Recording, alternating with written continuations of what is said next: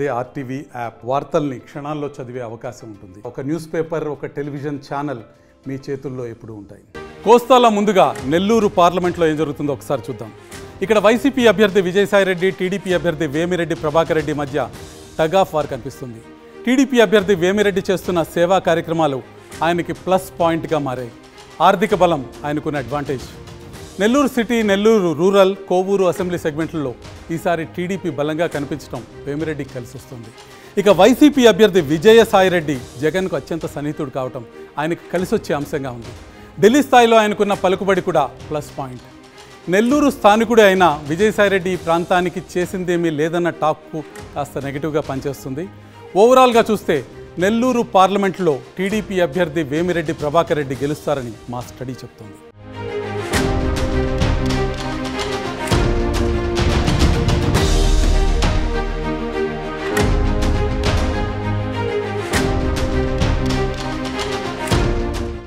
ప్రకాశం జిల్లా కేంద్రమైన ఒంగోలు పార్లమెంటు సీటుకి ఇప్పుడు వెళ్దాం.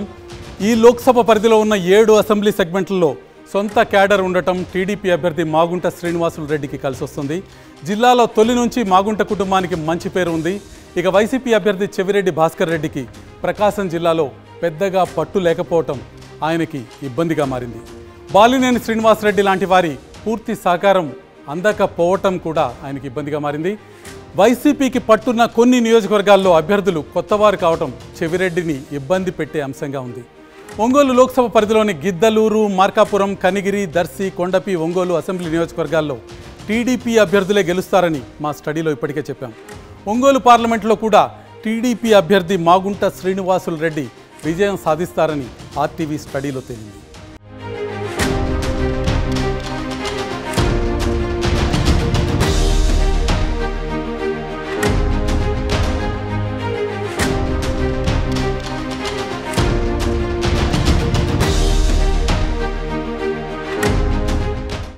కోస్తాలో మరో కీలకమైన నియోజకవర్గమైన బాపట్లలో ఎలక్షన్ పిక్చర్ ఎలా ఉండబోతుందో ఒకసారి చూద్దాం.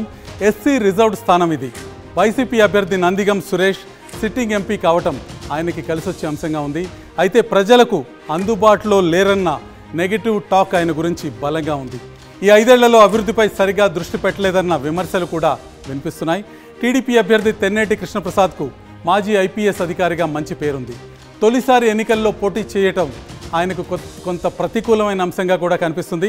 ఇప్పటికే బాపట్ల పార్లమెంట్ పరిధిలోని 6 అసెంబ్లీ సెగ్మెంట్లు వేమూరు, రేపల్లె, చీరాల, పర్చూరు, అద్దంకి, సంతనూతలపాడులో టీడీపీ గెలవబోతోందని ఆర్టీవీ స్టడీలో స్పష్టంగా తేలింది. ఒక్క బాపట్ల సెగ్మెంట్లో మాత్రమే వైసీపీ బలంగా ఉంది. మొత్తంగా చూస్తే బాపట్ల పార్లమెంట్ స్థానంలో టీడీపీ అభ్యర్థి తెన్నేటి కృష్ణప్రసాద్ గెలుస్తారని ఆర్టీవీ స్పష్టంగా చెప్తోంది.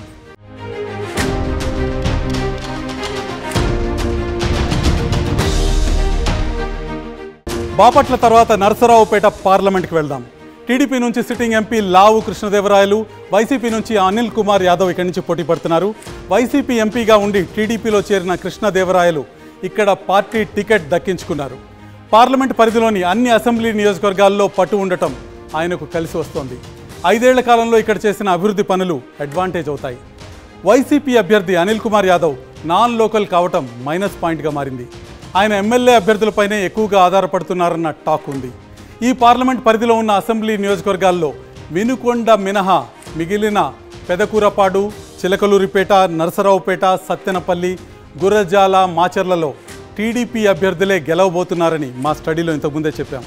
అంతిమంగా నరసరావుపేట పార్లమెంట్ స్థానంలో టీడీపీ అభ్యర్థి లావు కృష్ణదేవరాయలు గెలుస్తారని ఆర్టీవీ స్టడీ చెప్తోంది.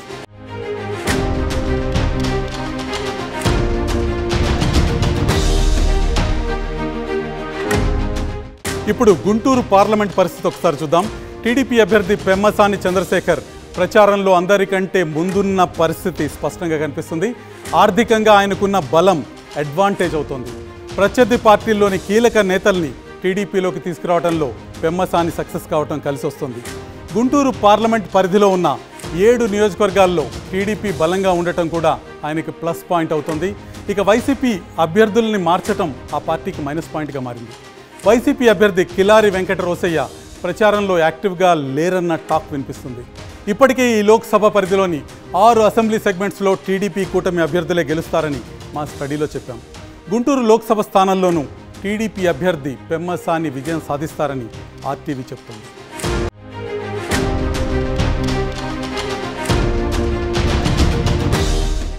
విజయవాడ పార్లమెంటు బరిలో ఈసారి అన్నదమ్ములు నువ్వా నేనా అన్నట్టు తలపడుతున్నారు. కేసినేని బ్రదర్స్లో గెలిచేది ఎవరో ఒకసారి చూద్దాం. మొన్నటి వరకు టీడీపీ ఎంపీగా ఉన్న కేసినేని నాని ఇప్పుడు వైసీపీ ఎంపీ అభ్యర్థిగా బరిలోకి దిగారు. ఆయన సోదరుడు కేసినేని చిన్ని టీడీపీ అభ్యర్థి. నానికి పార్టీ మారటం ప్రతికూల అంశంగా మారింది. టీడీపీలో ఉంటూ కోవర్ట్గా పనిచేశారనే విమర్శ ఆయనపైన ఉంది. పార్టీ కన్నా తానే సుప్రీం అన్న భావన ఆయనలో మైనస్గా కనిపిస్తుంది. ఆర్థికంగా నాని కన్నా చిన్నీదే పైచేయి. పార్లమెంట్ పరిధిలోని 7 అసెంబ్లీ నియోజకవర్గాల్లో టీడీపీ బలంగా ఉండటం చిన్నికి కలిసి వచ్చే అంశం. సామాజిక సేవా కార్యక్రమాలతో 2.5 ఏళ్ల నుంచి ఆయన జనంలోనే ఉండటం ప్లస్ పాయింట్గా మారింది. విజయవాడ టౌన్లోని 3 అసెంబ్లీ సెగ్మెంట్లలో చిన్నికి ఎక్కువ సానుకూలత ఉన్నట్టు మా స్టడీలో తేలింది. అదీగాక విజయవాడ పార్లమెంట్ సీట్లో ఒక సంప్రదాయం ఉంది. ఏ పార్టీ వరుసగా ఇక్కడ 3 సార్లు గెలవలేదు. వ్యక్తిగతంగానూ పార్టీ పరంగానూ సానుకూలతలు ఎక్కువగా ఉన్న కేసినేని చిన్నికే విజయవాడ ఎంపీ సీట్లో గెలుపు అవకాశాలు ఉన్నాయని మా స్టడీ చెప్తుంది.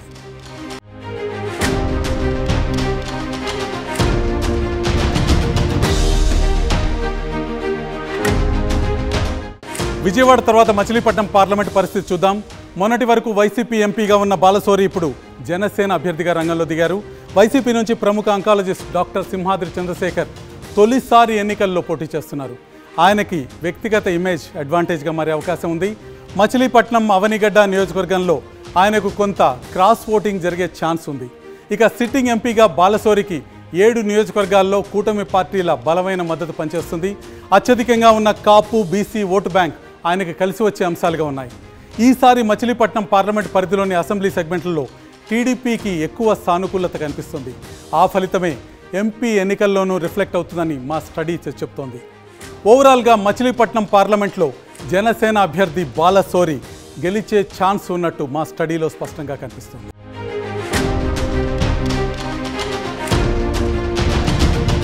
ఉభయ గోదావరి జిల్లాలో కీలకమైన లోక్సభ నియోజకవర్గం ఏలూరు. ఇక్కడ నుంచి కూటమి అభ్యర్థిగా యనమల రామకృష్ణుడి అల్లుడు పుట్టా మహేష్ యాదవ్, వైసీపీ నుంచి మంత్రి కారుమూరి నాగేశ్వరరావు తనయుడు సునీల్ కుమార్ యాదవ్ బరిలో ఉన్నారు. ఇద్దరు యువకులే, పైగా ఒకే సామాజిక వర్గం వారు. దాంతో పోటీ నీదా నాదా అన్నట్టుగా ఉంది. రాజకీయంగా ఆర్థికంగా బలమైన కుటుంబ నేపథ్యం పుట్టా మహేష్కు అడ్వాంటేజ్. వైసీపీ అభ్యర్థి సునీల్కు తండ్రి రాజకీయ పరిచయాలు ప్లస్ పాయింట్ అయ్యాయి. వ్యక్తిగతంగా ఆరోపణలు లేకపోవడం అనుకూల అంశంగా ఉంది. మొత్తానికి ఏలూరు ఓటర్లు వైసీపీ అభ్యర్థి కారుమూరి సునీల్ వైపే ఉన్నారని ఆర్టీవీ స్టడీలో తేలింది.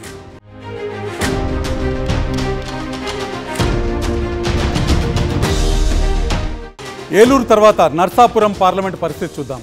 కూటమి అభ్యర్థిగా భూపతిరాజు శ్రీనివాస్ వర్మ, వైసీపీ నుంచి గూడూరి ఉమాబాల పోటీ చేస్తున్నారు. నర్సాపురం పార్లమెంట్ క్షత్రియులకు కంచుకోట కావటం భూపతిరాజుకు ప్లస్ పాయింట్గా మారింది. కూటమి అదనపు బలం కానుంది. 35 ఏళ్లుగా బీజేపీని నమ్ముకున్న వ్యక్తిగా ఈయనకి మంచి పేరుంది. గతంలో కృష్ణంరాజు, గోకరాజు, గంగరాజుల గెలుపు వెనుక ఈయన కీలక పాత్ర పోషించారు. వైసీపీ అభ్యర్థి గూడూరి ఉమాబాల పెద్దగా పరిచయం లేని వ్యక్తి. రాజకీయాల్లో ఇప్పటివరకు అంతగా చురుగ్గా లేకపోవటం ప్రతికూల అంశంగా మారింది. సీఎం జగన్ ఇమేజ్ మాత్రమే ప్లస్ పాయింట్గా ఉంది. నర్సాపురం పార్లమెంట్లో clear cut victory Bhupathiraju Srinivas వర్మదేనని ఆర్టీవీ స్టడీలో తేలింది.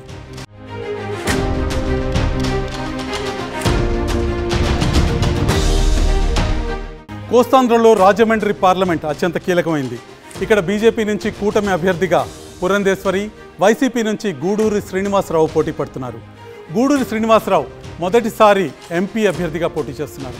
పార్లమెంట్ పరిధిలో బీసీల ప్రభావం ఎక్కువ కావటం ఆయనకు అదనపు బలం. అయితే పార్టీపై వ్యతిరేకత, సొంత ఇమేజ్ లేకపోవటం మైనస్ పాయింట్లుగా ఉన్నాయి. కూటమి అభ్యర్థి పురంధేశ్వరి ఎన్టీఆర్ కుమార్తెగా మంచి గుర్తింపు ఉండటం కలిసి వచ్చే అంశంగా కనిపిస్తుంది. కేంద్ర మంత్రి, సుదీర్ఘ రాజకీయ అనుభవం కూడా ఆమె కలిసి వచ్చే అంశంగా కనిపిస్తుంది. నాన్ లోకల్ కావటం ఒక్కటే ఇక్కడ ఇబ్బందిగా మారింది. ఓవరాల్గా రాజమండ్రి పార్లమెంట్లో పురంధేశ్వరికే విజయావకాశాలు ఎక్కువగా ఉన్నాయని మా స్టడీలో తేలింది.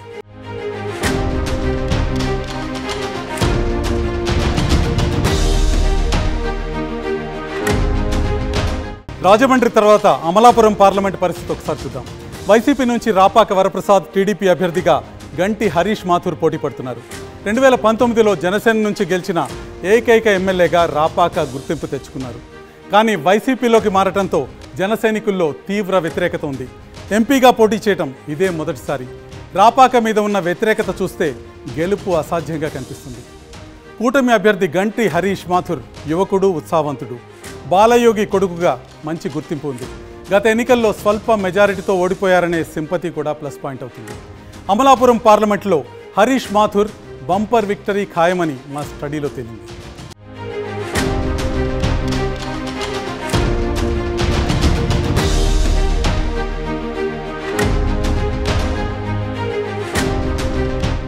రెండు 2024 ఎన్నికల్లో కోస్తాంధ్రలోని 6 జిల్లాల్లోని 12 సీట్ల విషయంలో ఎటువంటి ఫలితం రాబోతుందో ఒకసారి చూస్తే టీడీపీ ఈసారి 7 స్థానాల్లో విజయకేతనం ఎగరవేయబోతుంది. వైసీపీ 1 స్థానానికి పరిమితమవుతుంది. భారతీయ జనతా పార్టీ, జనసేన చెరి 2 స్థానాల్లో విజయాన్ని సాధించబోతున్నాయి. వైసీపీ గతంలో స్వీప్ చేసి టీడీపీ 2 స్థానాలకే పరిమితమైన కోస్తాంధ్రలో పరిస్థితి పూర్తిగా మారే అవకాశం కనిపిస్తుంది. నెల్లూరులో వేమిరెడ్డి ప్రభాకర్ రెడ్డి తెలుగుదేశం జెండా ఎగరవేయబోతున్నారు. ఒంగోలులో మాగుంట శ్రీనివాసులు రెడ్డి తెలుగుదేశం జెండా ఎగరవేయబోతున్నారు. ఇక బాపట్లలో తెన్నేటి కృష్ణప్రసాద్ తెలుగుదేశానికి విజయాన్ని అందజేయబోతున్నారు. నరసరావుపేటలో లావు కృష్ణదేవరాయలు తెలుగుదేశం తరఫున గెలవబోతున్నారు. గుంటూరులో పెమ్మసాని చంద్రశేఖర్ తెలుగుదేశం విజయకేతనాన్ని ఎగరవేయబోతున్నారు. విజయవాడలో కేసినేని చిన్ని తెలుగుదేశాన్ని గెలిపించబోతున్నారు. మచిలీపట్నంలో బాలశౌరి జనసేన పార్టీకి విజయాన్ని అందజేయబోతున్నారు. ఏలూరులో కారుమూరి సునీల్ వైసీపీకి విజయాన్ని అందజేయబోతున్నారు. నరసాపురంలో శ్రీనివాస్ వర్మ భారతీయ జనతా పార్టీ తరఫున విజేతగా నిలవబోతున్నారు. రాజమండ్రిలో పురంధేశ్వరి బీజేపీని గెలిపించబోతున్నారు. అమలాపురంలో గంటి హరీష్ సైకిల్ గుర్తును గెలిపించబోతున్నారు. తెలుగుదేశం జెండా ఎగరవేయబోతున్నారు. ఇక కాకినాడలో ఉదయ్ శ్రీనివాస్ జనసేన పార్టీ తరఫున విజేతగా నిలవబోతున్నారు. ఈ రకంగా కోస్తా ముఖ చిత్రం మారిన విషయం మనకి చాలా స్పష్టంగా కనిపిస్తుంది. 2024లో వైసీపీ కేవలం 1 స్థానానికి మాత్రమే పరిమితమవుతుంది. 10 స్థానాల నుంచి 1 స్థానానికి వైసీపీ వస్తుంది. 2 స్థానాల నుంచి టీడీపీ బలం 7 స్థానాలకు పెరుగుతుంది. జనసేన పార్టీ 2 స్థానాల్లో 2 లోక్సభ స్థానాల్లో విజయం సాధించబోతోంది. భారతీయ జనతా పార్టీ 2 లోక్సభ స్థానాల్లో 11 స్థానాల్లో టీడీపీ కూటమి విజయం సాధించబోతుంది. ఇక ఏపీలో ఇతర స్థానాల్లో ఎవరు విజయం సాధించబోతున్నారో ఒక్కసారి చూద్దాం.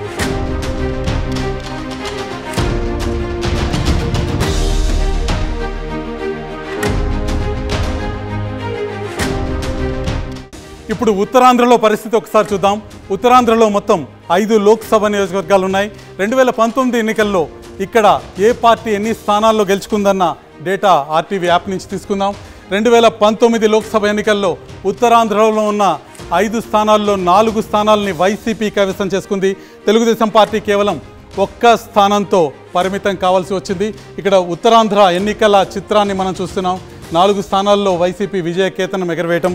2024లో జరుగుతున్న ఎన్నికల్లో ఉత్తరాంధ్రలో ఏ పార్టీ ఎన్ని స్థానాల్లో విజయం సాధించబోతుందో ఇప్పుడు చూద్దాం.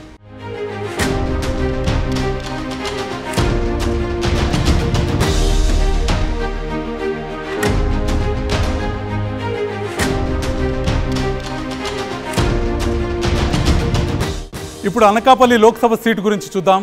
అనకాపల్లి లోక్సభ సీటులో deputy CM Mutyala Naidu BJP అభ్యర్థి సీఎం రమేష్ని ఢీకొడుతున్నారు. అభ్యర్థులిద్దరూ నాన్ లోకల్. గతంలో ఎప్పుడూ లేని విధంగా ప్రచారంలో ఘర్షణలు అనకాపల్లిలో ఎన్నికల వేడిని మరింతగా పెంచేశాయి. ముత్యాల నాయుడు ఆఖరి నిమిషంలో అభ్యర్థిగా ఖరారు కావటం ఇబ్బందిగా మారింది. మంత్రిగా ఉన్నా అభివృద్ధి చేయలేదన్న అసంతృప్తి జనంలో ఉంది. పైగా కుటుంబంలో అసంతృప్తి పెద్ద తలనొప్పిగా మారింది. మొదటి భార్య కొడుకు బూడి రవి తండ్రికి వ్యతిరేకంగా ప్రచారం చేస్తున్నారు. పైగా ముత్యాల నాయుడు కూతురు పోటీ చేస్తున్న మాడుగుల అసెంబ్లీ సీట్లో రవి ఇండిపెండెంట్గా బరిలో దిగారు. ఇక సీఎం రమేష్కి అన్ని చోట్ల కూటమి నేతల మద్దతు స్పష్టంగా కనిపిస్తుంది. ప్రచారంలో ముందుకు దూసుకెళ్తున్నారు. ఇంటింటికి తన పేరు, పార్టీ గుర్తు వెళ్లేలా చేయడంలో సక్సెస్ అయ్యారు. ఎంపీ సీట్లో రమేష్కు అనుకూలంగా క్రాస్ ఓటింగ్ జరిగే అవకాశాలున్నాయి. ఓవరాల్గా అనకాపల్లిలో సీఎం రమేష్కు విజయావకాశాలు స్పష్టంగా ఉన్నాయని ఆర్టీవీ స్టడీ చెబుతోంది.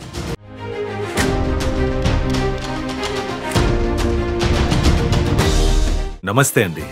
ఇది వ్యాపారం గురించి కాదు, ఓటు గురించి. ఎన్నికల్లో ఓటు వేయడం మన హక్కు మాత్రమే కాదు, కర్తవ్యం. ఎంతో మంది మహా నేతలు శ్రమించి ప్రాణత్యాగం చేసి ఈ అవకాశాన్ని మనకిప్పించారు. అందరూ ఓటు వేద్దాం. ఎందుకంటే ఓటు హక్కు ఊరికే రాదు. నా ఓటు ఎవరికో తెలుసా? అది సీక్రెట్ అండి.